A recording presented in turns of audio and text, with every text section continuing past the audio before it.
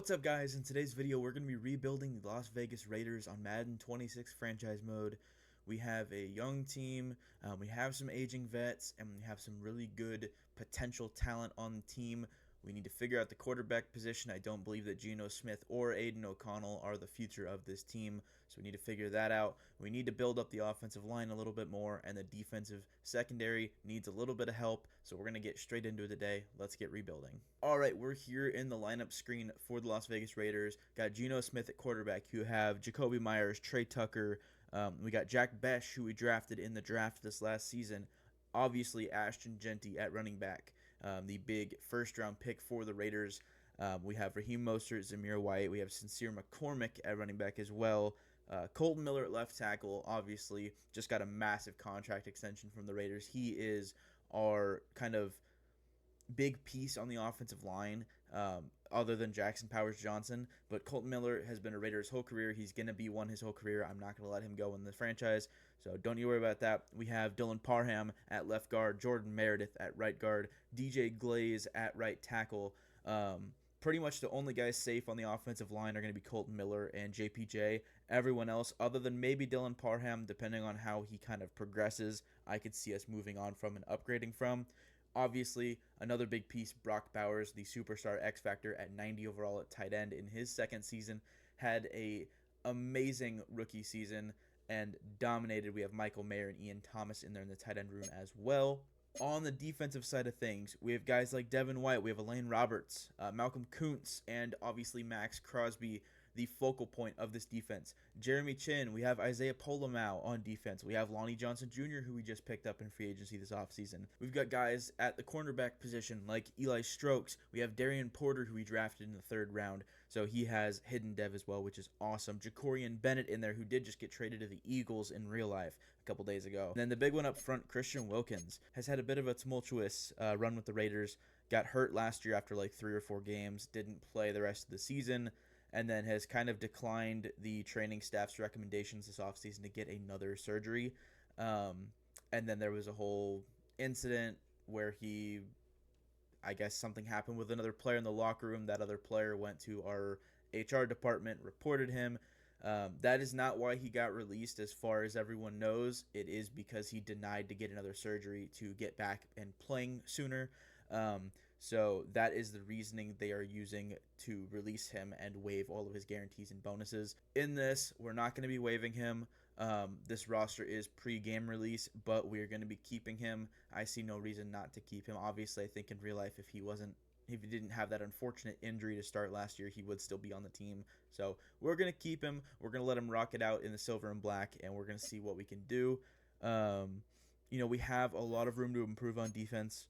The offensive line is really kind of the only thing, other than maybe receiver, we need to improve on offense, but the defense is really where we need to improve. The linebacking core is solid, but it needs to get better. Safeties need to get better. Jeremy Chin, Isaiah Polomau are going to be good for us. And then corner, we have young corners. Darian Porter, I'm very excited for, especially with hidden dev as a third-round rookie. That's going to be awesome. The defensive line, Adam Butler and Christian Wilkins are kind of the big names there, but we need better defensive linemen. And then on special teams, 2 of the best at their respective positions, Daniel Carlson and A.J. Cole. If we're up to me, I think Daniel Carlson would be even higher of an overall. They're both top 5 at their position in the NFL, but that's for another argument to be had. So we're going to get straight in here. Just like my other rebuilds, we're going to be simming to the playoffs, or I guess mid-season, and then to the playoffs pretty much every year, kind of stopping for the scouting things and checking out everything we need to do. So we're going to go ahead and sim the preseason, our scouts set up, and then we will head on into the first season. Okay, so went in, set our scouts. Main focus is obviously quarterback, offensive line, and then we have safety and linebacker as kind of our 1- and 2-star scouts. So we're going to hop in and go ahead and sim this season. Not expecting a crazy record, although Geno Smith is an 80 overall. So there is the possibility we do have a decent season. We're going to sim to mid-season here. I will see you guys in a second. All right, at the mid-season mark with a 3-4 record, so not too bad at all. We have our national scouting focus. We're going to go ahead and set it at corner. That is one of the strengths of the class, and one of our scouts is up there. We have enough for our 3-star doing the quarterback scouting, so I'm fine letting our national scout be a different position. So we're going to rock with that, and we will move on to simming the rest of the season now. Okay, so we're here at week 13 to do our scouting for our focus players, and we are 5-6 going up against the 3-8 Chargers. Did just lose to the 2-8 Browns, which is unfortunate, 23-16. But we're going in doing our focus players. I think quarterback has to be one of the big positions for us. Although the quarterbacks are already pretty decently scouted, so we might look to something else. But I think quarterback's probably going to be one of them at least. Corner is up there as well, but there were the top 5. There was a defensive edge here that looks pretty good. I want to say it was Kyrie Richards, so we're gonna go with Kyrie Richards for one of them. We're gonna look at I don't know. I think I'd rather go with a strong arm quarterback, I feel like, than a scrambler. So we're going to go with Sean Ross and look at him out of Pittsburgh. And then I think we will probably end up going Connor Carr out of Penn State at left tackle to kind of give us someone that might be a little further down the board to look at. So I think those are the 3 guys. So right edge, a quarterback, and a left tackle.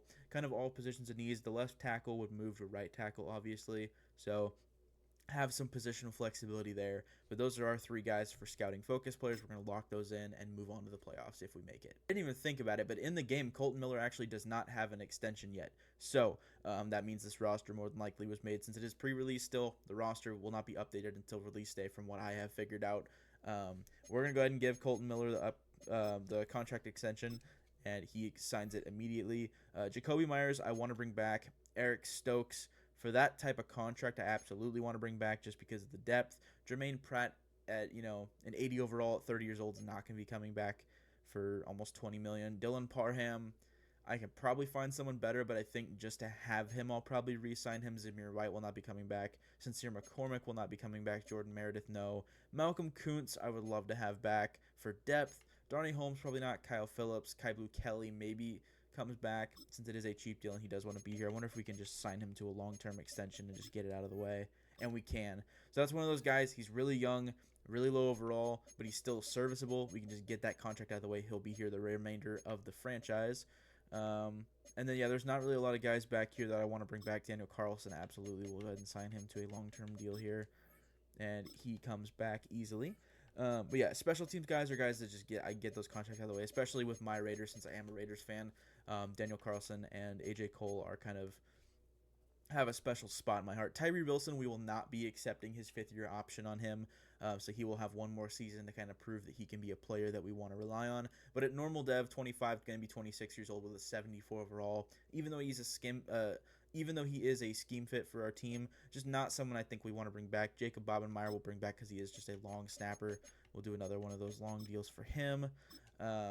Just to get, again, that position out of the way. Jacoby Myers for $41 million. He might end up being someone we look to sign short term. I wonder if he'd take a shorter 1-year deal. Probably not, but we can always check and see. Yeah, he is offended by it, and I totally get it. Eric Stokes, we're going to look to bring back as well. We'll do a 4-year deal, kind of spread out the money a tiny bit here, and he is back. So good to have Eric Stokes back. Jermaine Pratt, like I said, we're not going to be bringing him back, so we can go ahead and pull that offer. Dylan Parham, we will go ahead and try an offer on. Might make it a longer deal just a little bit, and he is back. That can be one of those contracts that we look to trade at some point if we don't want to, have him back. Zamir White, 2.5 a year pretty much is not bad. Sincere McCormick, again, we can probably just find a running back later in the draft that'll be just about that overall. I want to bring Malcolm Kuntz back, and he is not sure if the team fits his future, so we'll have to look at that later. Darnay Holmes does not need to be back. Again, Kyle Phillips, no. Pretty much no one else. Landon Roberts, maybe, but at 32 years old, it's only $5 million, I guess, but he'd be serviceable if we do necessarily, or if we do absolutely need someone. But I think everyone else we're just going to go ahead and let walk. I'm not really seeing anyone that I want to keep. I have a little bit more knowledge about this team just because I am a Raiders fan, so that's kind of why I wanted to get this rebuild out of the way quickly. Hopefully it'll be a very good video. And our defense is dominant right now. So I'm very, very happy about that. So we're going to go ahead and just sim to the playoffs now, and I will see you guys if we make them. All right, so with a record of 9-8, we do not make the playoffs. We can go in here and check it out. Yeah, 10-7 would have been that that point where we would have made the playoffs for sure. We can go in here and take a look at the stats. And yeah, Geno just over 3,000 yards, 23 to 6 touchdown to interception ratio, completed 66% of his passes.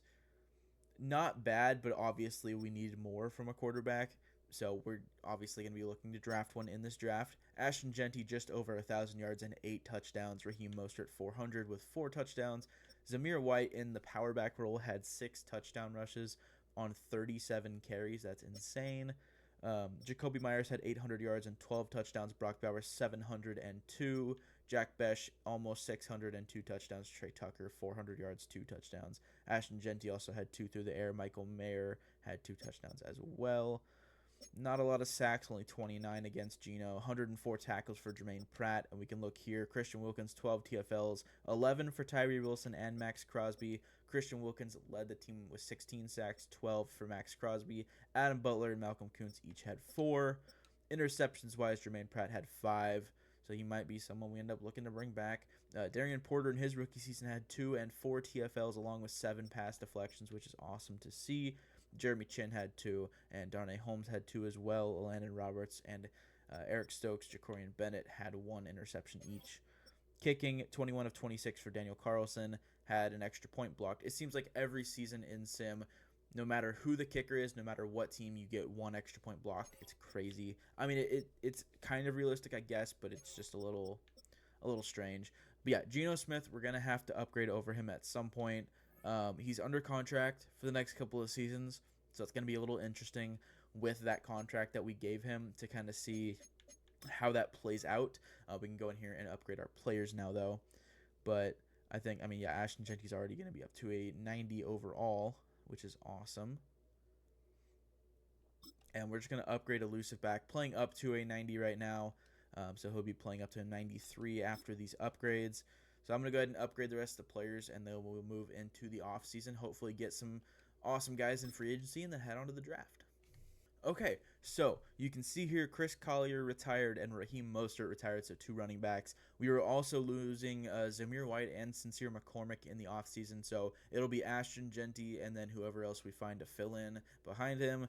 But those are our only 2 guys that have retired so far this offseason. We can look at the 2025 season recap. Eagles beat the Ravens in the Super Bowl. Ashton Jeanty did not win Offensive Rookie of the Year. That went to Cam Ward. Michael Williams of the Niners at right edge won Defensive Rookie of the Year. So a good season. Going 9-8, probably better than anyone would have thought we would do. I didn't think we'd go 9-8 in the first season of the franchise, but that's fine. We're going to go ahead and advance, and we can see who else we want to re-sign. Jermaine Pratt had a really, really good season, so if that overall is still up there, we might look to bring him back. Jacoby Myers, he lowered the amount that he wants. I think we might go ahead and try and get out to him. And we did actually cancel Jermaine Pratt, so we do have to franchise tag him.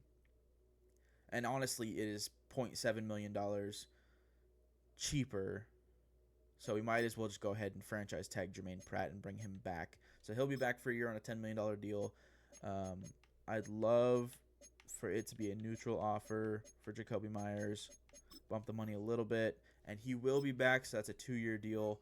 Not a bad contract at all. Tyree Wilson, we are going to go ahead and decline his 5th-year option, so he will become a free agent after next season. Zamir White, we might as well go ahead and bring back at this point, just because we did lose 2 of our running backs to retirement, and he will be back. Sincere McCormick, I'm not going to bring back. I just don't want to have to pay him that much, and we can find a running back that'll be cheaper in the draft. Anyway, Malcolm Kuntz, I would love to bring back, but at 28 and a 74 overall, I think we're just going to go ahead and let him walk. He did not want the first offer we gave. That is fine. Everyone else, we're going to go ahead and let walk. I am going to bring Thayer Mumford back, I believe, if he will accept the deal. He will. He is back, and everyone else is going to go ahead and walk. Okay, with $77 million in cap space, we have some moves that we can make. Now, Tyler Linderbaum would be huge. And the thing is, kind of what the Raiders are doing in real life right now, they have kicked JPJ back out to guard in some of training camp practices and in the first preseason game. So Tyler Linderbaum could be a guy that we go after. Obviously, it would be a huge deal, and it would take us from – actually, it's not a big cap hit for us at all. We might look to do a very player-friendly deal here and just kind of go after him, I would be totally fine giving him this contract. I don't think it's even going to put us in the hunt, unfortunately. It does actually. It ties us for the lead, kind of. So that'll be the offer. If he accepts it, great. If not, that's fine as well. We can look here at who else we want to bring in. Reed Blankenship might not be the worst option ever. I think there is a scenario where we go ahead and trade Christian Wilkins this season, just to kind of not only free up that money a little bit, but kind of move on from an aging vet. Had a good year. I mean, 16 sacks for a D tackle is awesome, but at the same time, I think it could be a scenario where we find someone a little bit better for maybe cheaper. At wide receiver, there's really no one here in free agency that I necessarily want. It's not really a class that kind of speaks to me. Maybe Calvin Austin just for speed, or John Mechie, but really at this point, probably not.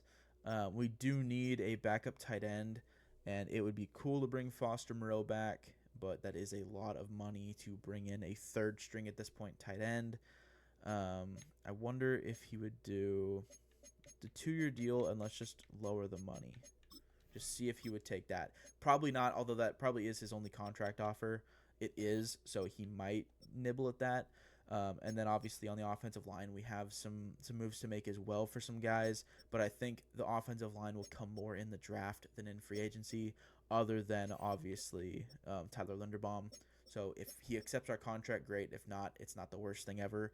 Evan Neal, I am staying very, very far away from. This is probably about as close as I will ever get to him in a franchise rebuild. I don't want anything to do with him. If I do a Giants rebuild at any point this season, I am going to cut him immediately. Josh Pascal would be nice, and he's actually pretty cheap, so we might look into doing a little bit of a longer deal here and just see if he nibbles. I think we're one of 2 teams that is interested. Actually, we're the only team right now, which is nice. So that's probably going to be it as far as free agent pickups, although Nakobe Dean is someone I picked up in my Saints rebuild, and he was actually a really, really good pickup for us.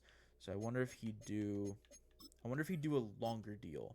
So we'll offer Nakobe Dean. He does have 3 teams interested. We're tied with the Browns for first right now. So that will be our free agency class. I'm not going to touch anything else. We're just going to go ahead and sim right to the draft now, and I will see you guys when we figure out if we got our players. All right, heading in here to the free agency recap, and we got Tyler Linderbaum. Wow. So obviously it's a little bit of an overpay, but to get a player like this at 26 years old, going to be on the team until at least 32, 33, locked in the future of our interior offensive line. He will be at center, and then obviously JPJ will kick out to probably right guard. So that fills 2 spots on the offensive line, which is huge. Got Tyler Linderbaum, got Josh Pascal, and got Foster Moreau. So Nakobe Dean was really the only guy we went after that we didn't get, which is awesome. These guys are all going to be huge upgrades over the position and players that we have at those positions. So very excited about it. Let's go ahead and get into the draft, try and find our quarterback of the future. Before we do that, we have one more opportunity to scout some players. We have our private workouts. So at this point, we know some things about some guys. We have a lot of round 1 talents here. So 3 corners that are round 1 talents. We have a quarterback who is a round 1 talent at the top 5 projection. So at this point, we're just trying to figure out what we want to do with the other players. So I think we'll probably use them on just the next guys down the board here. So Juan Chavez out of Ole Miss, a left edge. We will do it on Dylan Smith out of Michigan, a left tackle. And then Zach Kane, a left edge out of Florida. And those are going to be our 3. At quarterback, we have a lot of these guys scouted. So I'm not too concerned about trying to find one that will work for us. They'll get a little more scouted before the draft anyway. So we're going to get back in here and go ahead and confirm these picks. 2 left edges, Juan Chavez, Zach Kane, and then Dylan Smith, a left tackle. And we're going to get onto the draft now. Okay, so here in the NFL draft here in 2026, we have the 17th pick. Now, I've been thinking about it a lot, and I want to see what I can do to move up into the top 5 here. So I think one thing that we can do is take Christian Wilkins and get him off this team. So I think I want to try and trade up probably with the Cardinals or the Bears, and I think the Bears might be the easiest one because they are not going to need a quarterback. So we're going to look and see. I'm just going to throw this out there, and it would put them over the cap. I didn't even think about that. So let's try the Cardinals and see. Didn't even think about that. This would not put them over the cap, which is huge. I just want to see how far this would be or how close it would be to getting accepted. Okay. So what if we threw in a third or the next year third? I know it's not going to be probably accepted, but it's close. And then a second rounder. I don't really want to get rid of our third rounder this year if we're getting rid of our second rounder, though. That's pretty close. We could throw in another player. I mean, this is interesting. So Caleb Rogers is looking really good. Dylan Parham, we could probably throw him in and be okay with that. Actually, that would put them over the cap. So I wonder if we took a player off of them. Might help out a little bit. So let's see. Who can we take? Take a guy like Calvin Austin. I wonder if that would... It would not make it go through. Okay. Who's number 5? It's the Colts. So let's see what the Colts would want for number 5. So that would put them over the cap as well. Man, this is tough. Chargers. Let's go Chargers. And we will see if the Chargers want to trade in their division. Ooh, that's close to being... Okay. So let's go ahead and do... Let's do a 4th round and a next year 7th and see if they take this. And they do. So, to the Chargers, Christian Wilkins, a 4th and a 7th next year. And then we get in return the 6th overall pick this year in this draft. So we're going to go ahead and skip ahead. We have the 6th and the 17th pick now in the draft. Taking advantage of Christian Wilkins' situation. Obviously, he's on the team in the franchise still, so I wanted to move off of that. And we can see Zach Kane is a top 5 talent. I think he ends up being the pick here. Quarterback, we have some options. Dalvin Parker out of Wisconsin looks really good. But he's probably someone that's going to be available later in the first round. So I think we go ahead and take the guaranteed top 5 talent that we have available right now. And that will be Zach Kane out of Florida. D block, shed A, finesse moves, A tackle, D power moves, elite acceleration, pretty much good to great everything else. Looks great. We're going to go ahead and take left edge Zach Kane out of Florida. He's our pick with number 6. And number 4 in true value got him at 6. Speed moves will stress offensive linemen. Needs to improve his strength and struggles to get off blocks in the run game. So has something to improve on. Is normal dev. That's totally fine. Going to be a higher overall, which is nice. He looks like a very solid player, and I think with a defensive rookie of the year campaign, he could easily get up to superstar dev. So not too worried about it. That's a good pick for us. We're going to head on to number 17 here. Hopefully get our quarterback of the future. Obviously, rocking with Geno is not the worst thing ever if we can put the rest of a team around him. So I'm not like too concerned about it. So we're going to see what we have here. We do have a round 1 corner, Clayton Barden, but he is 23. And I'm not too concerned about age, honestly, but it'd be nice to find someone that's a little bit younger if we're going to find someone in this draft class. So let's look at quarterback here. And we do have a lot of these guys scouted pretty well. And yeah, it's probably not going to be a quarterback for us. I wanted to get the top 5 guaranteed talent, so I think we're going to probably just look to a different position here to find someone to fill in this pick. But yeah, I mean, it could be Clayton Barden out of California. We can take a look here and see A-man coverage, B catching, B zone, C press. Very fast, 4.39 and 4.38. And I think Clayton Barden will be our pick here, cornerback at number 17. We have some guys that look pretty good. We have some guys that we don't have scouted fully. And, I mean, wow, Trey Aguirre, I don't know how to say that. I'm so sorry. A awareness, A hit power, B pursuit, B tackle. We're going to go ahead and take him here. A free safety is a position of need, and he looks decent enough. I think we'll go ahead and make him our 2nd round pick. and see where he is. Yeah, number 16 in true value. That's huge. Scouting report A+ pick. Big hitter, good feeling IQ in zone coverage, and rarely misses tackles. Hidden dev, 91 speed at free safety. That is insane. That is a great pick for us. Puts us back on track for a really strong draft class, and I'm very happy with Trey Aguirre. I'm going to say we'll go with Aguirre. I think that'll be a solid pronunciation of it. And we will sim to the 3rd round to our next pick. We've had 3 really solid picks so far. I think they're all going to be big contributors here in year 2 of the franchise. So we can see what we can find here in the next round. I think we might end up going wide receiver here just to find something. But, I mean, there's really not many receivers that I think look like they're worthy of a 3rd round pick. I mean, we can always go D-tackle. And yeah, there's a couple here that look really good. Warren Hurts, A, finesse moves, C, block shedding, C, power moves, B, tackle. He looks really solid. So I think Warren Hurts is going to be our pick here. 22 out of Wisconsin, 6'2", 300 pounds. We're going to go ahead and lock that in and see where Warren Hurts falls. 133, got him at 81, so not bad. Has hidden dev, which is huge. 86 strength, 83 acceleration, and 74 speed. So he can be a good, solid depth piece. Probably a young guy to take over for Christian Wilkins now that we traded him away. And we're going to move on to the 5th round here and kind of see what we can find. At this point, it's just about filling out the draft class, finding guys that can be good depth pieces. Really, no way we're going to find someone that makes meaningful contributions to the team right away, at least. So we can kind of see. We'll go here to our scouting percentages and see who we have scouted.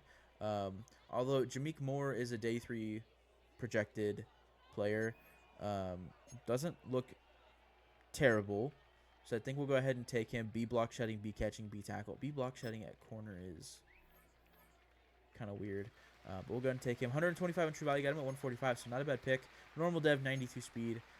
Just a guy that can fill in at depth at corner. So not a bad pick at all from us. We'll head on.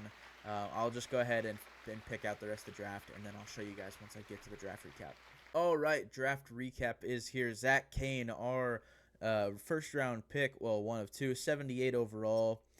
Clayton Barden, a 76. And then Trey Aguirre is a 77 overall, so that is huge for us. Warren Hurts, a 69, but does have hidden dev. Jameek Moore, a 69 with normal dev. And then we drafted a tight end, Eric Brown, 61 overall. And then Marco Trevino was a big one in the 7th round that we got. A 70 overall, 90 wood speed receiver out of UCLA, a slot receiver archetype. Looks like he could be decent. But, I mean, this is a really, really solid 1st draft class in the rebuild. We're going to get into the preseason, get going on the regular season in year 2. All right, to start year 2, here is the team. Geno Smith back at quarterback, still almost an 80 overall. Ashton Genty up to a 90 with superstar dev, Zamir White, and Dylan Laube in the backfield as well. Jacoby Myers, Trey Tucker, Jack Betch, and Dante Thornton Jr. in there. Dante Thornton Jr. has star dev, so he's going to be starting in the slot for us this season.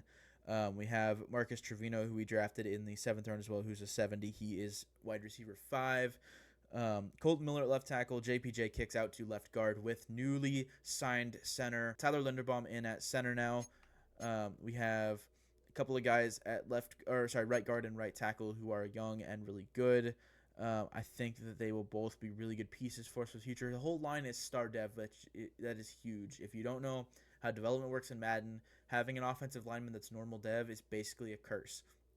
Having guys at the offensive line that are star and better is huge for development, especially for the young guys on the right side, and JPJ as well, only being 23. Brock Bowers, superstar X Factor, 92 overall. Michael Mayer, also up there to 75. And Foster Moreau, who we brought back as well, a former Raider, was on the Saints for a little while. Defensively now, we have obviously Max Crosby is only a superstar dev at 97 overall. Didn't quite have the year that we thought he was going to, so he went down a little bit, so not too bad there. We have Darren Porter, who's star, Stokes at corner as well, and then we have our player that we drafted, a 76 overall hidden dev corner, who we drafted in the 1st round, and that is Clayton Barden out of California. Actually, I think he was the 1st round, I believe. So that is a huge piece for us at corner. He'll probably take over cornerback 2 duties, probably work in the slot as well. And then we have Tyler Aguirre at free safety, 78 overall. We have Jermaine Pratt, who we brought back, Tommy Eichenberg, and then Zach Kane at right edge. The other rookie is normal dev, our first round pick, our number 6 overall pick, but almost an 80 overall, was 76 at left edge, moved him to right edge, obviously with Max Crosby there, and he bumped up to a 79, which is huge. Adam Butler up the middle. We have Warren Hurts at D tackle as well with Adam Butler, the rookie out of Wisconsin that we drafted in, I believe, I want to say the 3rd or 4th round. So he is a big piece for us with hidden dev as well. He will get a lot of chances, a lot of reps. So we're going to head right into the season, get semming. I will see you guys at the midseason mark. All right, here in Week 8, we had our Week 7 bye. We are 3-3 going up against the 4-3 Chargers. The offense continues to play rough. The defense is playing amazing. We'll go in here. Players ready to negotiate. We have a lot of money again. Jeremy Chin, I would love to bring back. It's decently big deal. Jermaine Pratt will not be back. Trey Tucker probably won't be back. Michael Mayer, I'm going to go ahead and sign right now to a long-term extension. Just get that out of the way. He will be our backup tight end. Great to see that he is back. So, yeah, Jeremy Chin probably won't be back. Tyree Wilson, absolutely not. Jacorian Bennett, probably not. Jermaine Pratt as well. Isaiah Polamau, no. And then Brock Bowers, we will be accepting his 5th-year option as well. So he's probably the only one other than maybe Jeremy Chin that I would want back. So we can go ahead and offer Jeremy Chin a contract right now and just see if he will take that. Even though I wasn't looking to return, the offer is tempting. So we'll just kind of have to see with that. For our scouting national focus, it is going to be corner. I've thought about it. I want it to be quarterback, but honestly, I think we're going to be okay dealing with the quarterbacks being kind of scouted as they come. So we're going to set corner again. It would not hurt to have another corner. And we are going to go ahead and head on to the playoffs now. Hopefully we can turn things around here with our offense and get going on a good trajectory and hopefully make the playoffs. All right, here in Week 13, at 5-6, we're going to go ahead and do our scouting focus players. Probably going to set these at quarterback just so that we can get a look at the top quarterbacks in the draft class. We have all of them about halfway scouted so far. So we're going to look at probably Jeremy Foster. We're going to look at, let's see, who else do we like the look of? J.P. Bowden out of Nebraska. And then we'll look at Thurman Sloan, the number 1 overall quarterback prospect. So those 3 guys, set all quarterbacks, just get that out of the way, hopefully get them going a little bit. We can look at our upgrades here. We're at 5-6 currently, or sorry, 5-5 currently. I think we're 5-6. And Warren Hurts has 4 upgrade points, so we're going to go ahead and use those right away. Get him up to at least a 74 overall. And some of the upgrade, different things, like nose tackle, that is new. So another good improvement they're making. I'm really excited about it. I'm having a lot of fun so far when the game's not crashing. Obviously, still pre-release. It is early access, so I understand that there are going to be some glitches and some bugs right now that they're still trying to figure out. We're kind of the guinea pigs, the ones that pay for early access. Still has hidden dev. He'll get it by the end of this year. But yeah, I understand where the guinea pigs kind of testing out everything for the real release. We have Clayton Barden and Trey Aguiar who have upgrade points as well. We'll use those, and then we will sim on to the playoffs. I'll see you guys in a second. All right, and one of our first-round picks, Clayton Barden, has star dev. A little bit older, but he's already almost up to an 80 overall, which is huge. We're going to go in here and upgrade Trey Aguiar as well. And we can look and see he has 2 upgrade points. So getting him to an 80 overall, we'll be able to see once we upgrade him what his dev trait is. We're going to go in your upgrade zone one more time, get him to an 80 overall, and we'll be able to see, hopefully, it is more than star. It is star as well. Okay, that's fine. Getting star dev right away in rookie season, though, for all these players is huge. So that is not a big deal at all. Marco Trevino is going to be up to a 72. Cam Miller at quarterback up to a 66. Ashton Genty up there. And then Zach Kane, who we have at left edge. We're going to go ahead and upgrade him. Actually, I think we moved him to right edge. We did. So he's now up to an 80 overall in his rookie year, which is huge. A lot of upgrade points for him. And he is normal dev still, but a defensive rookie of the year campaign, he can get up to superstar. So we're kind of betting on that happening. A lot of guys down here in overall that are getting upgrade points. So we're going to go ahead and auto upgrade that, and we will get on to the playoffs if we make them. All right, well, another 9-8 season from us with a 46-45 win in Week 18, a 45-13 win in Week 17.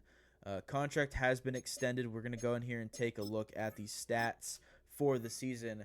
And Geno Smith, 4,000 yards, 31 touchdowns, 10 interceptions. A great season from him. Rushing wise, Ash Genty under 1,000 yards, 6 touchdowns. Geno Smith with 4 touchdowns. Again, Zamir White with 6 touchdowns. Receiving 1,200 yards and 9 touchdowns for Jacoby Myers. Brock Bowers had almost 700 yards and 4 touchdowns. Jack Betch doing his thing, 800 yards, 2 touchdowns. We can go in here defensively. Michael Barrett had 107 tackles at linebacker. TFL-wise, Max Crosby with 10, Warren Hurts with 9. 19 and a half sacks for Max Crosby's insane. Tyree Wilson had 9 sacks, so maybe starting to come around into the player we might want to extend. Josh Pascal, 7.5 coming in. Awesome to see. Warren Hurts with 6, and Zach Kane, the rookie, with 4. Probably did not get Defensive Rookie of the Year, only playing limited snaps, but might be a situation where we move on from Josh Pascal a little bit early, even though we did just sign him. He could be good trade bait to move up in the draft. And then defensively as well, interceptions-wise, 3 for Darian Porter. Michael Barrett had 1, Jermaine Pratt 1, Eric Stokes, Trey Taylor, and then Trey Aguiar, our rookie, had 1. Our other rookie corner, Clayton Barden, had 75 tackles, 2 TFLs, and half a sack in his rookie season with 3 pass deflections. So not bad at all. If anyone cares about it, kicking stats, 20 for 25 for Daniel Carlson, 47 to 47, so perfect on extra points. Punting, 43 punts for AJ Cole. Great season for him. So yeah, Geno Smith played well. 15th offense in terms of yards. Defensively, we were the 22nd defense, so not bad at all. And I think that we're just going to continue improving. I think the offensive line's in a good spot, so I think it's going to be quarterback or defense, and the defense definitely needs some help. If Geno, keeps going and he's on the team longer, that is totally fine. I'm okay with that. So we're going to go ahead and send to the offseason now. We'll look into probably re-signing Tyree Wilson now that he just had 9 sacks in a season, and I'll let you guys know what we do. All right, well, this kind of throws a wrench into our plans here. Dylan Laube and Adam Butler retire. Fine. Geno Smith retires after 14 seasons. So we need a quarterback. Cam Miller is on the team, and I love him in real life. Obviously, he's probably not going to be someone we're able to develop in the game with kind of where the franchise is. I was kind of expecting Geno to play one more season, and we kind of have a run at it this next season, being 9-8 the last 2 years. It's a little unfortunate. We can go into the 2026 season recap here. Commanders beat the Browns. We did not have an offensive rookie or defensive rookie of the year. No awards for us, so we will get on here to free agency, try and re-sign our players, and get in the draft. So we are going to go ahead and accept Brock Bowers' 5th-year option. That is obvious. Jeremy Chin, I'm not bringing back. Trey Tucker will not be back. Jermaine Pratt, no. Tyree Wilson, I do want to bring back. I think he's going to be good. And we have a lot of money to do so. So we're going to give him a 3-year deal and see if he is back. He is. So we even lowered the money a little bit, saved a tiny bit of money. I don't think I want to bring anyone else back. Trey Tucker, $12 million for 2 years is not probably where we want to be. Aiden O'Connell wants a lot of money. I'm not going to bring him back. So we're just going to have to find a lot of guys to fill out roster spots in free agency. And I think that we can do it. So we're going to head in here to stage 1 of free agency. $140 million in cap space. So Geno Smith retiring kind of helped things out a lot in terms of cap. And we have some guys. Let me tell you, we have some guys here that could make a difference. Anthony Richardson is out there at quarterback. Obviously wants a lot of money though. I don't think it's going to be a situation where we go after a quarterback in free agency, unfortunately. I think it'll be just we'll have a better opportunity to find someone in the draft than we will in free agency. And yeah, free agency is rough for quarterback. But quarterback needs to be addressed. So I am going to probably be signing someone just to fill out a roster spot in case the draft doesn't go to plan. But honestly, right now, I think Kyle Hamilton could be a guy that could change our defense. And, Marlon Humphrey as well. DJ Reader is there. Zay Flowers could be insane for our offense. But I think more we want to focus on defense right now. So I'm going to look around at, what we can potentially get, probably, offer some contracts to some guys, and I'll show you guys what I find. Okay, First contract offer is going to be to Tyreek Stevenson, 27 years old, a 79 star dev player. It's going to be 3 years. So we're going to go ahead and offer that. We're the only team looking into him right now. Kyle Hamilton is going to be getting an offer from us at least, and it's going to be a big one. So we're just going to go ahead and throw everything we have at him here and see if he nibbles at it. And that is a very big offer, and we are solely in the lead for Kyle Hamilton. He's a guy that's going to change the trajectory of our franchise and our defense. So I would love having him on the team. Our cornerback room is decently set. So I think linebacker and then defensive line is going to be really the big push this season. At quarterback, I've been looking around. Deshaun Watson just needs to die in a pit. But we really don't have a lot of guys. I mean, Tyler Huntley might not be a bad option because he's faster. Although Malik Willis is there. We have some options. I think it'll probably end up being Tyler Huntley. Will offer him a contract. We'll do 2 years, bump the money a tiny bit just to get him to nibble at it. And then might look into signing a receiver here. Just find someone to fill out a roster spot. Trey Tucker wouldn't be the worst. We'll try and bring Trey Tucker back on a small deal and see if he wants to come back and play for us again. And then really, I mean, D-tackle would not be a bad position to upgrade at, but there aren't really a lot of guys that I'd want to invest money into here. It's a lot of older guys. McKinley Jackson wouldn't be bad, and he's a little more expensive. I mean, for someone that expensive, I'd expect at least an 80 overall, unfortunately. So I think we'll pass on that. Kayvon Thibodeau wouldn't be bad, but again, going to be expensive. Doesn't have anyone looking at him, so I might offer him just a 1-year deal and lower the money just a ton, just see if he takes it at all. I know he's definitely not taking this contract, but it can't hurt to just try and see. So it'd be 1 year, $13 million. And I think that is it for free agency. We're going to go ahead and sim here, and I will let you guys know who we get. Okay, well, we got Kyle Hamilton, we got Tyreek Stevenson, we got Trey Tucker, and we got Tyler Huntley. Kayvon Thibodeau was the only one we didn't get, but we kind of expected that with the contract we did offer him.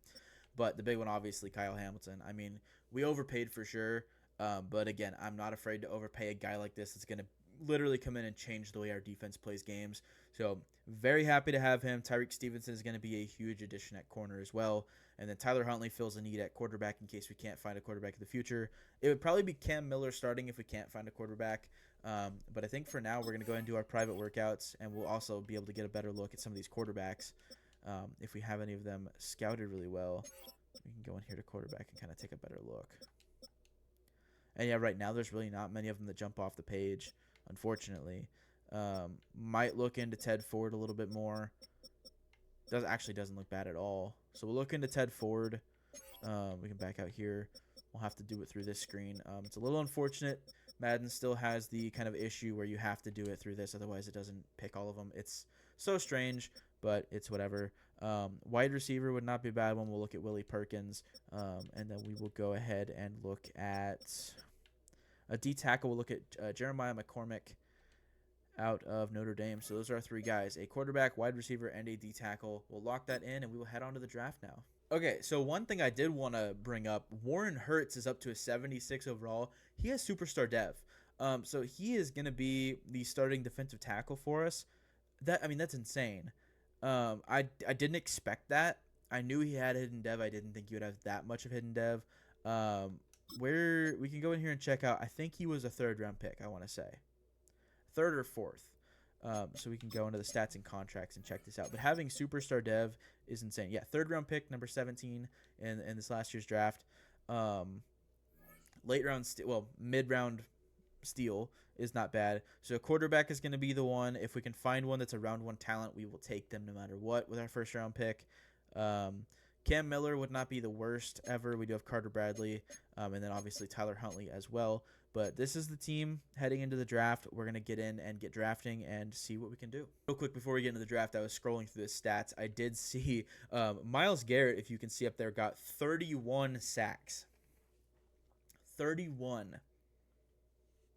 So just wanted to point that out. Josh Allen had 4,700 yards passing and 51 touchdowns.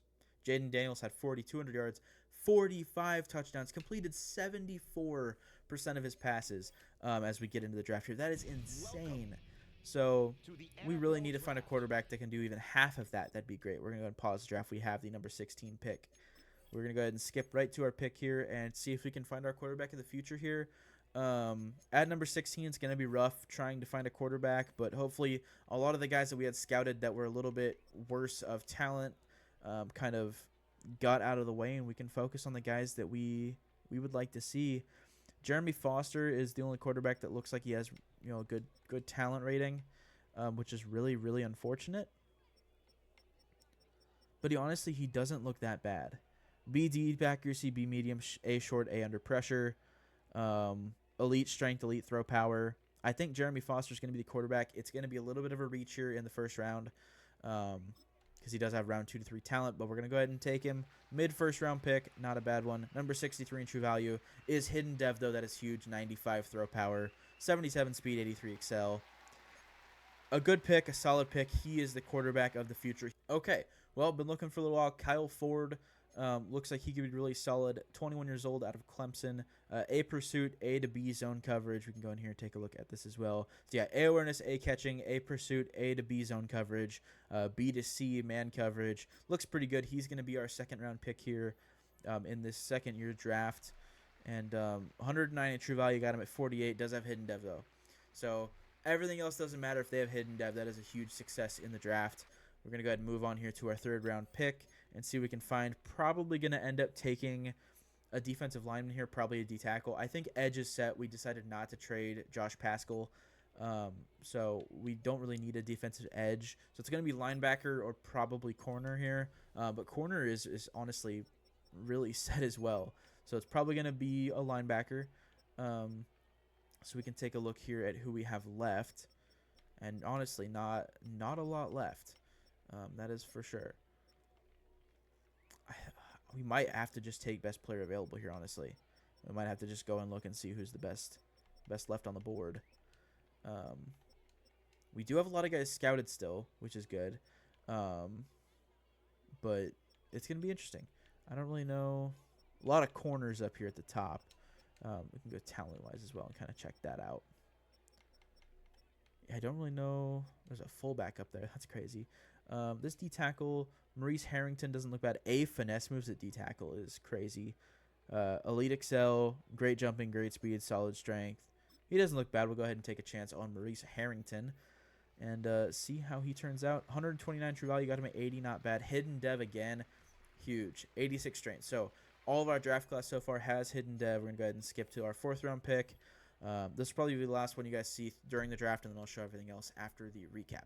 So we'll get in here to the fourth round and kind of see what we want to do.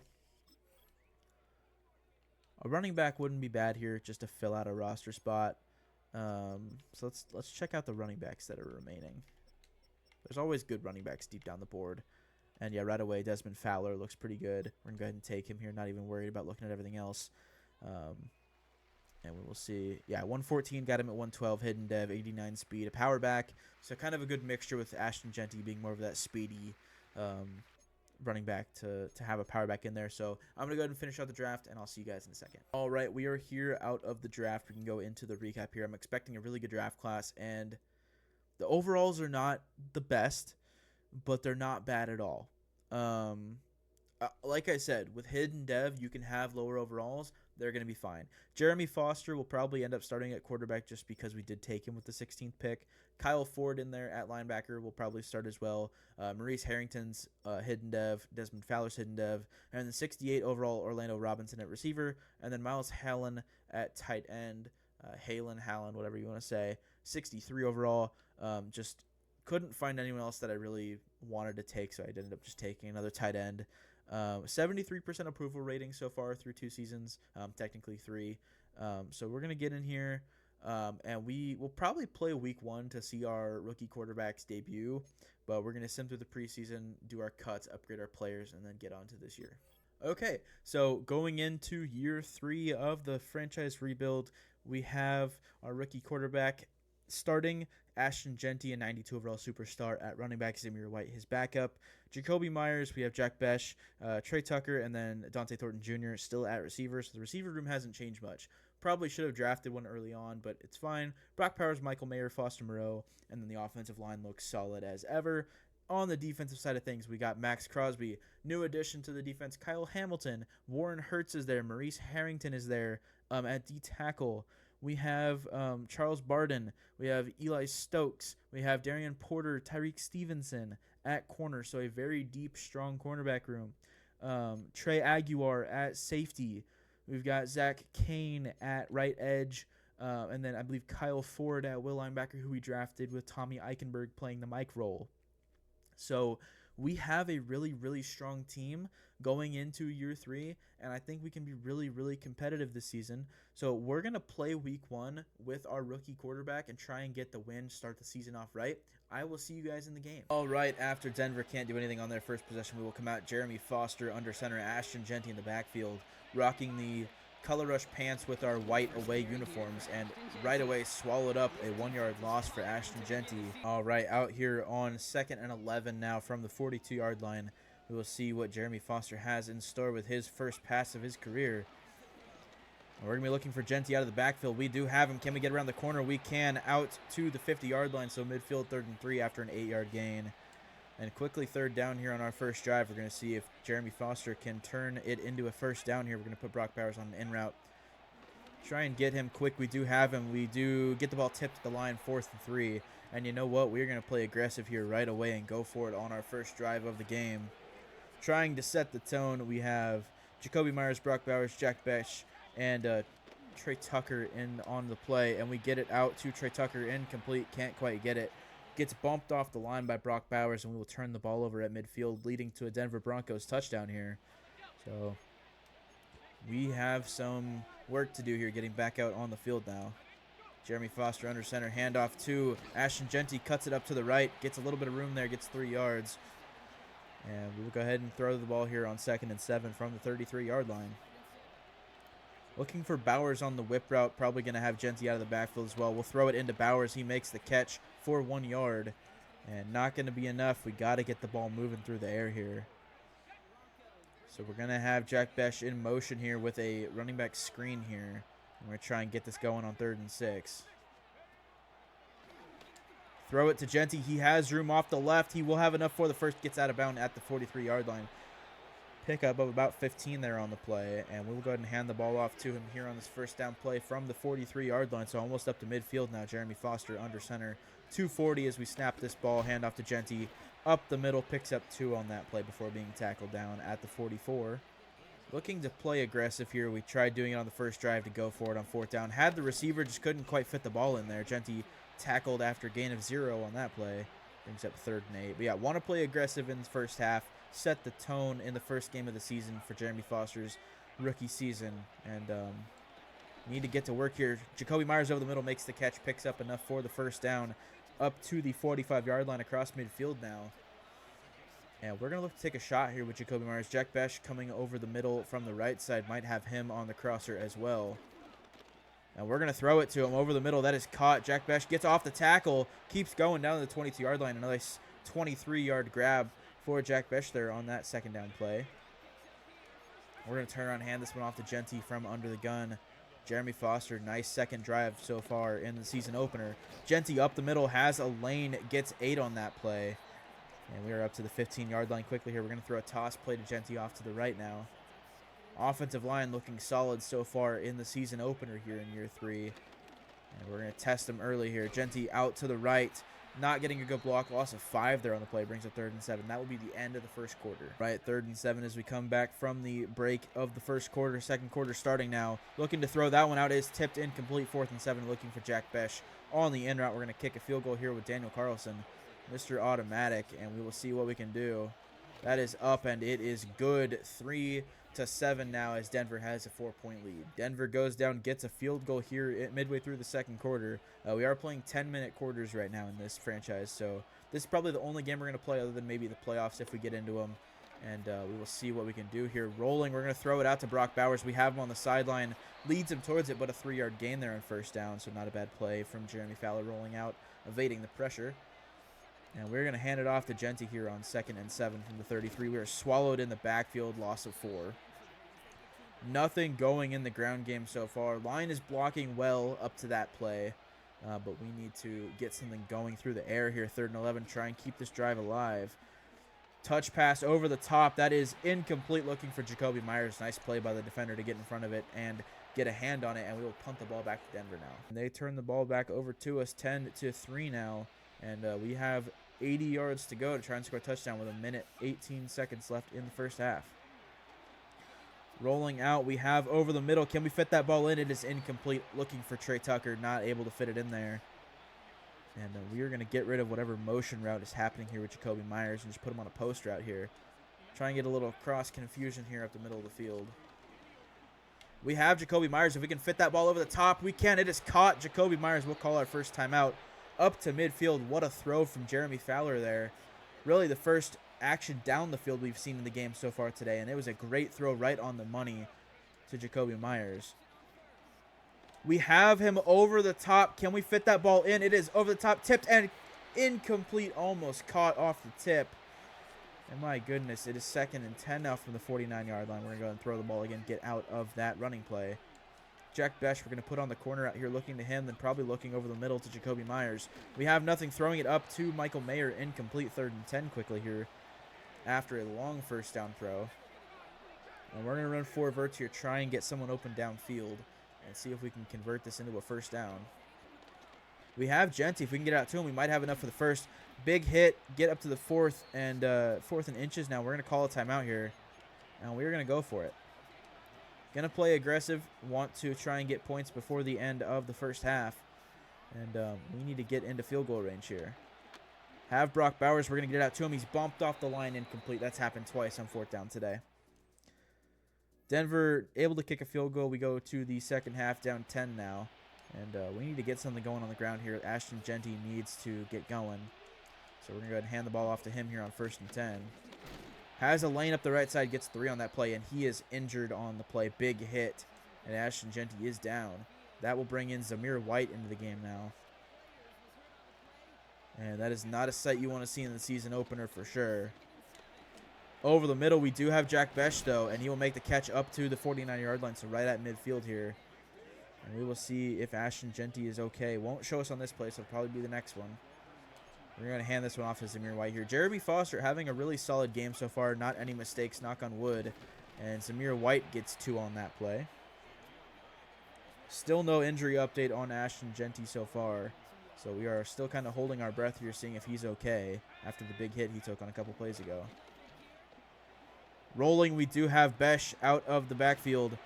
And that is a first down up to the 28-yard line. And a foot fracture. He will be out for the game, so Zamir White will come in and replace him. So about a 3-week injury, I believe, if I remember correctly.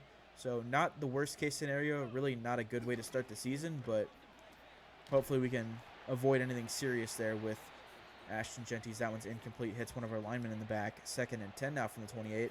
So we are in field goal range. Would love to get the touchdown here to make it a 3-point game, but in field goal range, we got to take the positives of every play. We're going to throw out to Jacoby Myers here on the out route. Makes the catch first down to the 15-yard line. And we will hand this ball off to Zamir White again here. Moving quickly here in the 3rd quarter. A little under 2 minutes, and we are already down into the red zone. Nice carry of 2 there by Zamir White, trying to find some room to run. And we're going to run verticals up the middle and run comebacks. I'm going to put Jack Besh on an underneath in route. And we might have him. We do. Throw it behind him. Makes a move. Gets up to the 1-yard line. So nice grab at 12 there.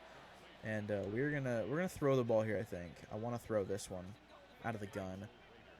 Get Jeremy Fowler his first career touchdown pass. We're going to roll to the left here. Have to throw that one away. Out of bounds, incomplete, 2nd and goal now. And we will throw the ball again here on 2nd and goal. We do have... we'll probably end up going for it if we don't get it on either of these plays. We will have Jacoby Myers over the middle in for the touchdown. Makes it a 3-point game with the extra point, and we will see what Denver can do on offense. All right, Denver drives down the field, not able to score, though. And we take over at the 20-yard line. Going to hand this one off to Zamir White, only down 3 now. And we're playing a really solid game on defense so far, holding the Broncos. We do have some room off the right to run. Nothing on that play as we are swallowed at the line of scrimmage. Had a little bit of daylight there, but one of the corners got off their block quick and made the tackle up at the line of scrimmage. So 2nd and 10 now. Looking for Michael Mayer. He does not have the catch. Drops that one. So 3rd and 10 quickly here after a nice defensive stop by our defense. Yeah, we need to get something going here to not make this a 3-and-out. Jeremy Foster takes the snap, looking for Besh over the front, or sorry, over the middle, and that is incomplete. Drops it 4th and 10. We'll have to punt back to Denver. Takes that one in, makes it a 20-10 game here with 9:23 left in the 4th. They do score a touchdown off of our punt, so we need to get something going quickly here. Throw it up over the top, incomplete. Hit as we throw, looking for Jacoby Myers down the left sideline. We had him open, just couldn't quite get the ball out there to him, and we need to get something going fast here to try and get back in this game. Brock Bowers on an out route looks appetizing. We will throw it to him. We do not have him too far in front of him. 3rd and 10 quickly here. We're not quite at the position where we'd have to go for it here, especially from the 30-yard line, but it would be nice to get the first down and not even have to worry about it here. We're going to roll out and throw that one away. Have no one open. Didn't feel like I could throw back across my body to get to Zamir White out of the backfield, and we are going to go for it here. 9 minutes, down 2 possessions. I think it's just the right call. Holds Zamir White in the block and looking for Jacoby Myers over the middle. Actually, we have Jack Besh on an out route. We can get that to him. That is a first down. Nice catch. And it's not a first down. Can we challenge that? We can. We're going to throw the challenge flag on that 4th down play. I'm pretty confident that was a first down. And it is not. All right, we will go back into the sim. Denver scores, makes it a 17-point game with 6:39 left, and it's looking like our Week 1 game will be a loss here unless we can make a miracle happen here in the 4th quarter. Do have Betch up the left sideline. If he can break free, that's a touchdown. He makes the catch down to the 33-yard line. We're going to run hurry up here. Nice throw there from Jeremy Foster, our rookie quarterback, looking poised in the pocket so far in this game. We're looking for Brock Bowers on that corner route here. See if we can get it to him. Throw quickly here, incomplete. Hit as we throw. 2nd and 10 now. Pressure early from the Broncos defensive line. And not able to get that ball off cleanly there enough to get it to the receiver. We have Trey Tucker up the right sideline. If we can get that in the back of the end zone, that is caught for a touchdown. That is incomplete. 3rd and 10. A little too much air underneath that throw. Not able to get it down into the back before the defender gets there to tip it. And it is quickly 3rd and 10 here. Can't really settle for a field goal at this point in the game. Gotta get a touchdown. Throw that one out, incomplete. We're going to go for it here. Need touchdowns at this point. Yeah, they're suggesting it as well. Gotta get a touchdown here. And we will see what we can do. Throw the comeback route. Trey Tucker on the sideline makes the catch. First down at the 18-yard line. And there are the stats for Jeremy Foster. A great game for him so far in his debut. Has been beat up a little bit in the backfield, but really hasn't done anything yet. Denver challenges that play. We're going to skip through here. And it's confirmed. So a nice throw from Jeremy Foster. Trey Tucker with a nice catch on the sideline. And we have a fresh set of downs at the 18-yard line here, down 17. Looking for Brock Bowers up the seam, not able to find him. Jacoby Myers, though, up to the 1-yard line. Tried to get it in the end zone there, couldn't quite recover quick enough. And we will hand the ball off to Zamir White. Look to get him into the end zone here for his first touchdown of the season. Was looking for Brock Bowers on a seam up the middle there, but he kept getting bumped to try and get off the line. And not able to get to him. But Jacoby Myers comes open on the crosser, and we get him to the 1. So not able to get anything. Loss of 1 there from Zamir White. We're going to hand it off to him again here. Honestly, if we get to 3rd down with more room to run or throw the ball, it's not bad. But Zamir White will go in for the touchdown here. Makes it a 10-point game. We'll see if our defense can get a stop here. Defense can get a stop. We get the ball back at the 19-yard line. So we have a whole field to go, 3:23 left, down 10. And we need to move quickly here to try and have any chance of getting into this game. Throw it up over the top. Trey Tucker, we do have him. That is caught down the right sideline to the 28-yard line. And we will run hurry up here, get down to the field. And oh my goodness, what a catch. Trey Tucker down the right sideline. A throw for the ages from Jeremy Foster there. What a crazy throw. And Trey Tucker having himself a game so far today. We're going to roll out here. We have room to run with Jeremy Foster. He will get down and out of bounds. 3-yard gain there on the play, stops the clock. And wow, Jeremy Foster leading a great drive so far to this point. We'll see what we can do. Trey Tucker over the middle. That is tipped incomplete. Not able to get it off cleanly there as we are pressured as we throw that. 3rd and 7 as the ball flies incomplete. And we'll hold Zamir White end to block here. Looking for Jacoby Myers over the middle. Besh on the comeback route looks enticing. We will hit him on the on the left sideline, 9-yard line there. And that is another first down here. So I would love to score before the 2-minute warning because we only do have 2 timeouts here. So we'll see what we can do. Rolling, looking Besh underneath. We have him into the end zone. Touchdown, Las Vegas. And we will now go ahead and take over on defense here. We're going to sim the extra point and the kickoff here. So at the 30-yard line, we will come out on defense down 3 here, seeing what we can do to get the ball back for our offense. This will be play action over the middle looking, and he has a man underneath wide open here. Nice tackle. Evan Ingram down, Broncos timeout. That is huge actually for us. So still no 2-minute warning, 10 seconds before that. And that is an awesome play for us. That is a throw out of the backfield. Has a man wide open. Not able to make the play.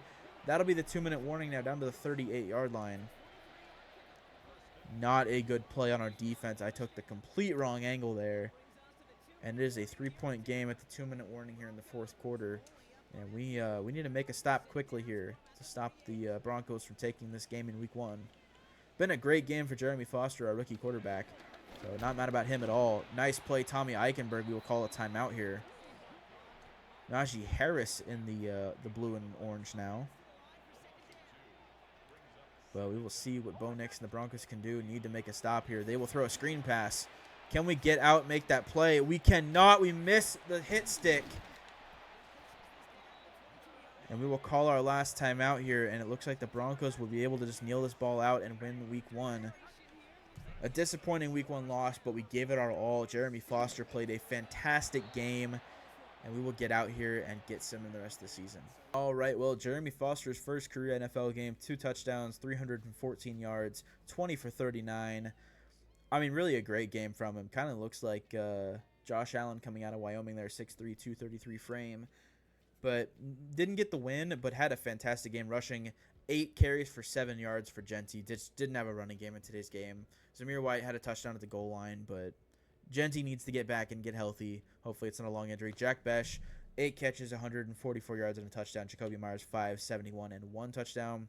Genty had a couple of catches for 27 yards. Trey Tucker had 2 for 68. Not a bad game. I think that we just need to let the sim do its thing and win some games for us, so we will get going now on simming this season.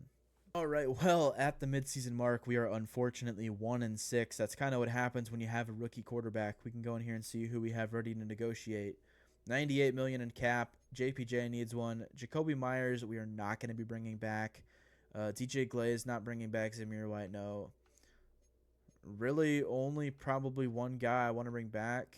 Genty will be accepting his 5th-year option for sure. But JPJ is the only guy I want to bring back, so we're going to go ahead and lock him up now. And I'm going to lock him up to a long-term extension and just get it out of the way if he's going to accept it. He does. So, not a bad deal. We're going to draft receiver in this next year's draft. And we have some work to do to get back from 1-6.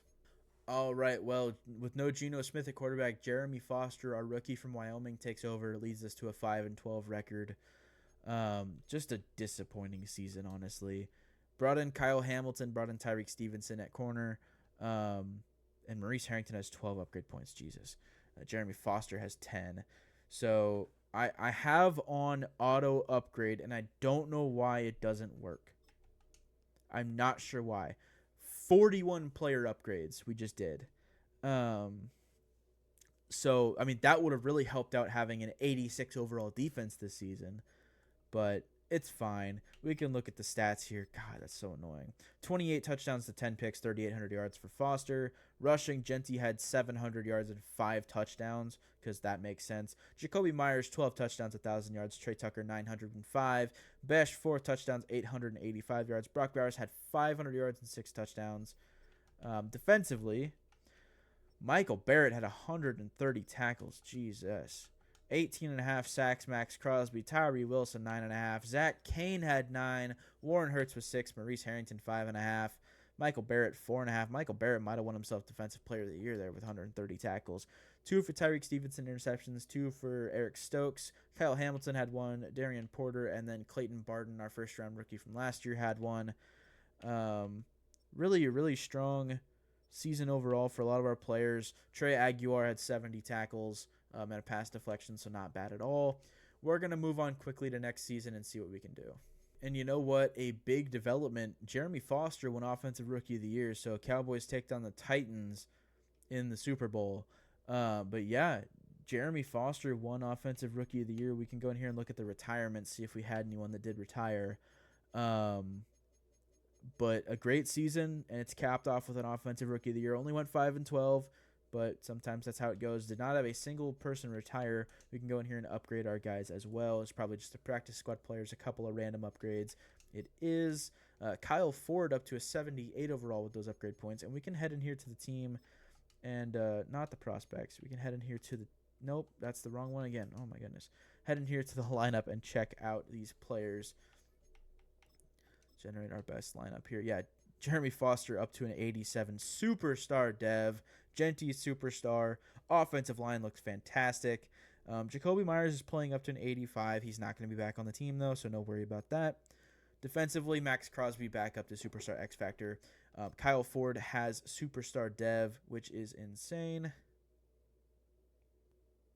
And yeah, Kyle Ford has Superstar Dev over here on defense, which is crazy. Kyle Hamilton's still playing well. Maurice Harrington, Star Dev. Warren Hurts, still Superstar. We have a really good team. We need to improve at linebacker. And then I think, honestly, it's going to be receiver and linebacker. Quarterback is set. I didn't think Jeremy Foster would play this well this quickly.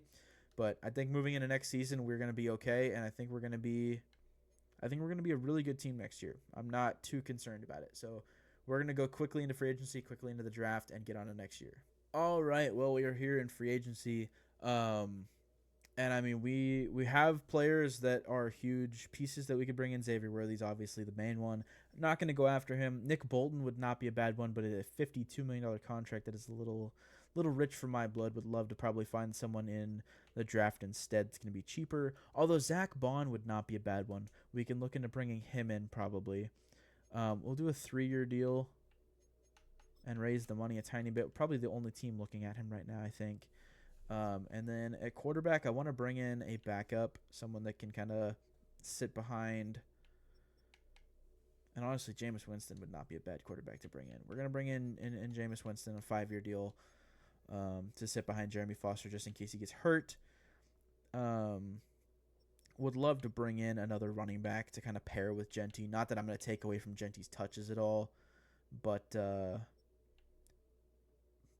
probably just end up bringing Zamir White back. Honestly, it's not a bad deal. Bring Zamir White back in.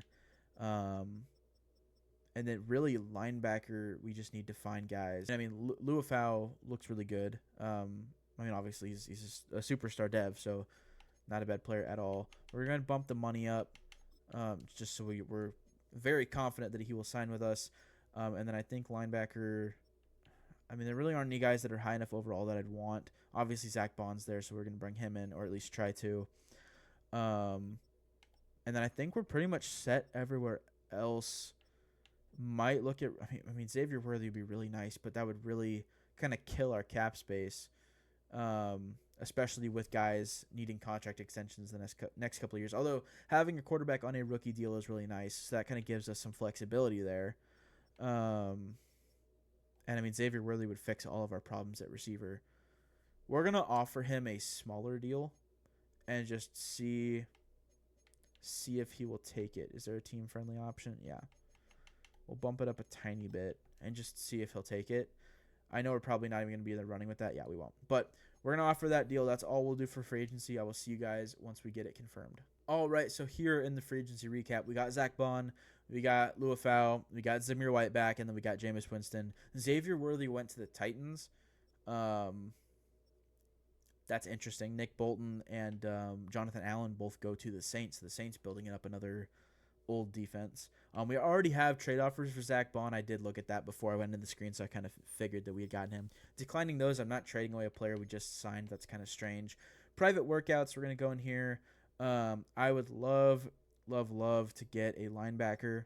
So we're going to go down the board here and look if there's any linebackers. There is Brooks Osborne out of Ohio State. And then I think receiver is going to be our number one priority in this draft. So the best receiver available that it looks like are Darryl Farrell out of Auburn and then Justin Felix out of South Carolina. So we're going to look at both of them, lock in those three guys, a linebacker, 2 receivers, and then we're going to head on to the draft now. All right, with pick number 4 here in the draft, I didn't even think about that with how bad of a record we had that we'd have number 4. We have a choice to make. Do we trade down or do we take a player we know is going to be a good talent? We have a top 5 guaranteed talent in DeAndre Preston, a corner out of Oklahoma State. The problem is we don't really need a corner. I know that sounds crazy. We have a top 5 talent. Why don't we just take him?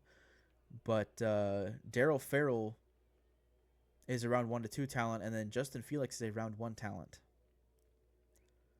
So there could be a situation where we look to trade down for Justin Felix because he looks like he could be really, really good. So the thing is, do we trade down for, oh my God, 4.24 speed? Yeah, no, he's going to be the pick. Without question, he is the pick. But how do we do this? How do we do this? Because DeAndre Preston would be nice too. He looks insane as well. Is there a situation where we trade up? I wonder how much would it take to get to number 5, to get to the Cardinal? Actually, let's go to 6. Let's go to 6, go to the Bears pick. What would it take to get that Bears number 6 overall pick? Genty and Kyle Hamilton. Yeah, well, that's not happening. What about a future first-round pick? And a second-round pick this year. Would that get number 5 or number 6? It would not, but it's close. What about a very distant future second rounder? That is declined as well. Would you take a player? See, I don't know. A 6th and a 7th round pick this year. Decline. See, I'm like, how about a 3rd and a 4th this year as well? There we go. All right. First rounder, a second rounder next year, and a second rounder in 2030, and then a 3rd and a 4th rounder this year for the number 6 pick. So we are going to go ahead and take the corner here, and then at number 6, we're going to take our receiver. Kind of locks in our draft class pretty much because we kind of traded away half our picks. DeAndre Preston, number 5 player in the draft, took him at 4, has hidden dev, 95 speed, out of Oklahoma State, a taller corner. I love the pick. We're going to go ahead and skip ahead and take our receiver here that we know is a round 1 talent. And we will see what we can do here. And Justin Felix is going to be our guy. And we're going to go ahead and lock him in here. 5'9", 177. Number 17 in true value. Got him at 6. Has normal dev, but has 99 speed. I mean, there's no way I'm passing up on this type of player. So that is it. Our next pick is in round 5. So we're going to sim to round 5. I'll see you guys there. All right, here in round 5, pick number 4. And, we kind of not butchered our draft class here, but we kind of let go of a lot of our draft picks to move up. Rightfully so. And I think we'll probably end up taking Devin Bird here. I had looked at him a little bit. In the 5th round, it's not a bad pick. Just depth at linebacker. We did lose a lot of our younger depth pieces in free agency this last offseason. So 261 normal dev, not a bad player. And we'll move on to our 6th round pick here. And we'll go ahead and I'll just show you guys these picks as well because we did have so little picks in the first couple of rounds. So, not necessarily mortgaging our future for those guys. I think it was still a good decision to move up for both of them where we did, so I'm not mad about it. And Chad Sapp is going to be our pick here. B awareness, B tackle. Again, it's the 6th round. We're not expecting anyone crazy. He does have hidden dev, which is awesome. And then we will go ahead and just sim out our last pick of the draft. I'm not too worried about it. And then we'll head into the recap here. But yeah, a good draft. These guys, the top 2, they're going to be really good overalls. And I'm not too concerned about it. We can check out the retirements here. I don't think we had anyone that retired. Yeah, it doesn't look like we did. All right, that's fine. So we can head in here to the draft recap. Still getting Zach Bond trade offers. I'm not trading away a guy I just drafted. So yeah, 79 for DeAndre Preston and a 77 for Justin Felix. Felix will come in and be wide receiver 1 right away, probably in the slot as well. And DeAndre Preston is going to be our best or second best corner right away. So I'm happy about it. I really like the picks, and let's get on to the season. All right, well, heading into year 4, here's the roster. Jeremy Foster at quarterback in his second season. Ashton Genty, superstar as well. Jack Besh, DeAndre Thornton Jr., and then Felix, the receiver that we drafted. I think it's Jeremy Felix, I want to say. I think. He's going to be starting in the slot role with 99 speed. He has to. Justin Felix, that's right. So Justin Felix, almost to a 78 overall. He'll be starting in the slot. 99 speed in the first round. We had to take him. Offensive line is dominant as ever. Brock Bowers, Michael Mayer in at tight end. Brock Bowers still a superstar X factor up to a 95 overall. On defense, Max Crosby is a 97. Kyle Hamilton in there at strong safety. Zach Bond, Kyle Ford. And then we have our free safety that we drafted, Trey Aguiar, still playing really well, looking really good. He's young, so has room to improve. At star dev, 83 overall. And then at corner, we can head back out here and look at this as well. We have Charles Barden. We have Darian Porter, Tariq Stevenson, and then we have our rookie that we drafted. He will not be the fourth corner. He'll be the second corner. We can head in here. DeAndre Preston out of Oklahoma State. He is the number 5 ranked rookie this season, and he is hidden dev 80 overall. So he's going to be playing in the slot, playing really well for us as well. I think it'll be really good to finally get a good team out on the field, get a good product on the field. So we're going to sim to midseason here and see what we can do. I'd love to have 3 or 4 wins at the midseason mark. I think that'll be a good start to the season, but we will see once we come out here. See who we had to negotiate. We'll have some 5th-year options to accept, and then kind of get into the rest of the season. I'm really hoping we can make a playoff run, get into the playoffs for the first time. Had 2 9-8 seasons to start and did not make the playoffs, and we're 5-1. Okay, did just lose to the Broncos to lose our unbeaten record, but that is okay. So we'll go ahead and upgrade our players real quick. Do that, and then we'll go in to see who needs to negotiate. A lot of upgrade points. Love to see it. We'll auto that, and then I'll go into the lineup in a second once we see who we need to negotiate with. 101 million in cap. Brock Bowers is going to eat, a lot of that. We're going to go ahead and do a big deal for him. And he is back 7 years, so that's pretty much the rest of his career. Jack Besh needs to be back. We're going to do a big deal for him as well. He is back as well long term.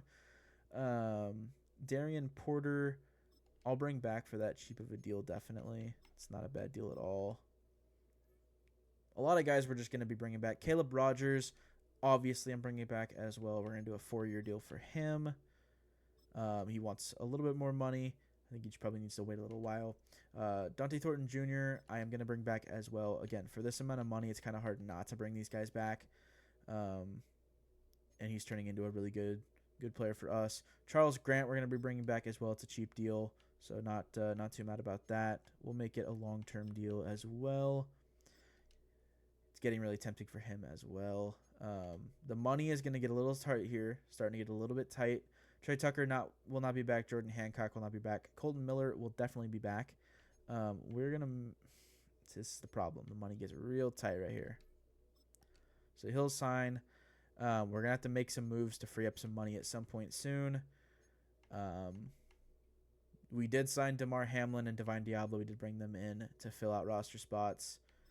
We'll re-sign Daniel Carlson to a deal. He'll come back for another year. I think for now this is all we'll do, and then we'll probably just have to fill out spots with a lot of rookies. Might look to trade some aging guys at some point in the off season that are still under contract. But for now, we're just going to go ahead and sim to the playoffs. None of that matters if we make a Super Bowl run. So we're going to sim to the playoffs and see what we can do. Okay, so a 13-4 record, and it looks like we did get the first round bye. 81% approval rating. Yeah, did get 13-4, got the first round bye. Cleveland was the only team close to us, which is crazy to say. Looks like Jeremy Foster had a fantastic season, and Jack Besh led the league in receiving. Whoa. 33 and 14 for Foster, 4,500 yards. Rushing, 800 yards for Genty, 7 touchdowns. Desmond Fowler had 8 touchdowns in the power back role. So Besh had 1,800 yards and 20 touchdowns. 900 for Thornton. Trey Tucker had 800. And man, this is really, really annoying. Justin Felix had 1 catch for 7 yards. I put him in the starting slot role, but it looks like Besh got those touches. So I don't know what happened there. I guess maybe during the sim someone got hurt or something and it redid the line. I don't really know how that works in the sim. But that is really annoying, spending all that draft capital to trade back up for Felix and we didn't even get to see him play. That's annoying. Defensively, 88 tackles for Kyle Ford led the team. TFL's 10 for Tyree Wilson. Max Crosby only had 6 sacks. It looks like he was hurt. 6.5 for Tyree Wilson, 10.5 for Pascal, 11 for Warren Hurts. Maurice Harrington had 4, Zach Kane 3.5, Kyle Ford with 3. 3 picks for Zach Bond, 2 for Kyle Hamilton. Our corners played really well. Happy with how they played. So a good season overall if you care about it. 14 to 16, 46 for 48. So did miss an extra point, Daniel Carlson, and had been blocked as well. 42 punts for AJ Cole. Second best offense in terms of yardage. And then defensively, we had the third best defense in terms of yardage. So a little bit weird stat season for our team. Obviously, getting Justin Felix not on the field is really annoying. We'll sim to the divisional championship, and hopefully our first year in the playoffs, we can just make a Super Bowl run. Okay, and so going up against the Jets here in the divisional round after we have the first round bye. We're going to go ahead and skip this week. If we get to the championship game, we'll go ahead and get in and kind of play. And we go up against the Cleveland Browns for 12-5. Do have a new injury, though. It's going to be JPJ out for 4 weeks. Maurice Harrington is out for 7 as well. Both of them, if we get to the Super Bowl, I don't think they'll be back in time, but I'm going to keep them both active anyway. We can go in here and upgrade our players that need upgrades, and then we're going to hop in and watch the game and then kind of hop in as we need to. Chad Sapp up to a 71 overall was our hidden dev player as well. I'm going to go in here, set the lineup, make sure Justin Felix gets some snaps at slot receiver, and then we'll hop into the Browns game. All right, we are hopping in here at the 13-yard line. Our first offensive possession of the playoffs. 13-4 record for us. 12-5 Cleveland Browns. Jeremy Foster under center, and it looks like is Genty hurt again? I swear, dude, if he's hurt again, it's gonna be so upsetting. He's not. Okay, he's just not playing. What are we doing here? Not sure why he's not in the game here. That's fine. We'll figure that out at some point. Do have someone over the middle. That is Robinson. Why are there random players on the field? Why do we have backups on the field? Yeah, why is our 6th-string receiver on the field? See, this is so confusing to me. I don't understand this. Let's just hope it was that one play. Which is a weird formation. Why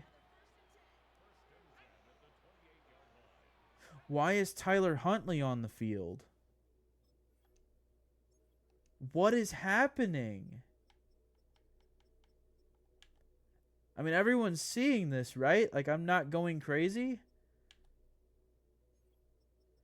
What is happening? We don't have another Huntley on the team, right? Yeah, he's number. Why is he out at receiver?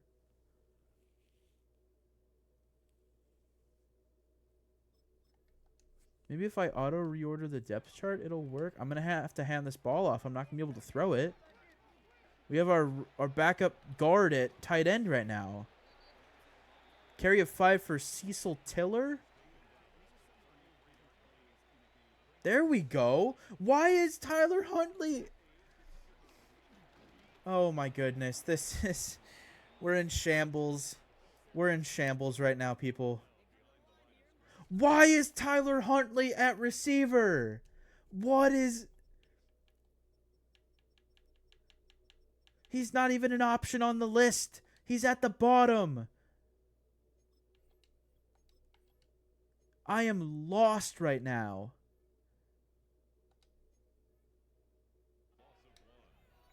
I can't throw to him.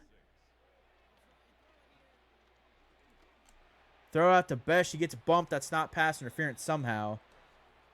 And we're going to have to punt the ball away here to Cleveland. I'm just going to send this punt out. I mean, why? What is happening?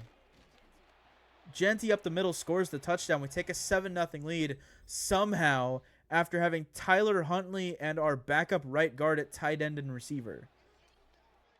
He's still out there. What is going on? Why is Tyler Huntley at receiver? What am I supposed to do here? Genuinely, what am I supposed to do? Let me get out of this formation. Let me get out of this formation and see if that fixes it. Why is... I don't want to back out of this game and then have to come back into it. But what is happening?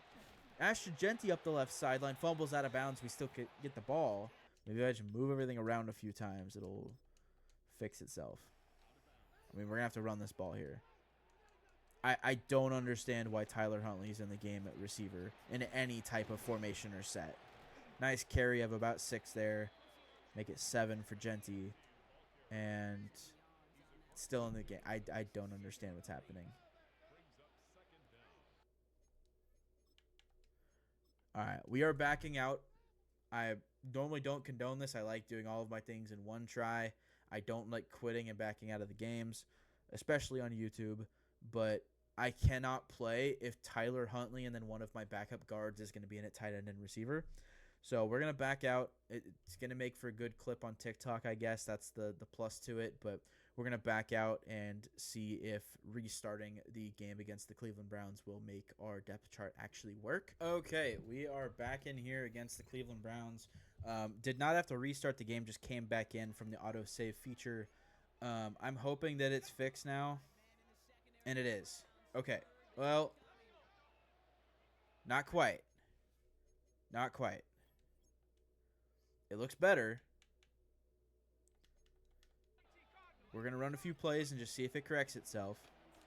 But at least positionally wise, the right positions are in where they need to be. So we're going to take control here. No, we have corners at receiver. We have a corner and then our 4th string tight end on the field. I can't. I'm sorry. I'm quitting and I can't do this. I'm sorry. We're just going to sim this game. I'm not doing this. I'll try restarting it one more time. If it works, I'll show it. If not, we'll just sim the game. I can't do this. All right. Well, we did end up beating the Browns. I don't know what was going on in that game with the depth chart. I don't know if it had something to do with the formations I was running. I was just running coach suggestions like I always do in my sim games. But we're 13-4 going up against the best record in the NFL, 14-3 Atlanta Falcons. We're going to hop in here and play the Super Bowl, play the moments, and see. Hopefully the depth charts are working in this game. Hopefully we can have a fun game. Okay, Eric Stokes is out there on offense. Our 4th string running back who was on the practice squad most of the years in at running back. I don't know what's going on. Tyler Huntley's at receiver again.